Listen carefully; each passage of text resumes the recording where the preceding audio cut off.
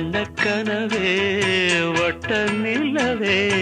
என்ன என்ன இன்பம் தரும் வண்ணம் வரும் கற்பனையே சாமி கிட்ட சொல்லி வச்சு சேர்ந்தது இந்த செல்ல கேடியே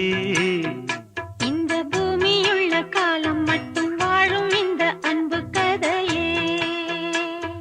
முத்துமணியே பட்டு துணியே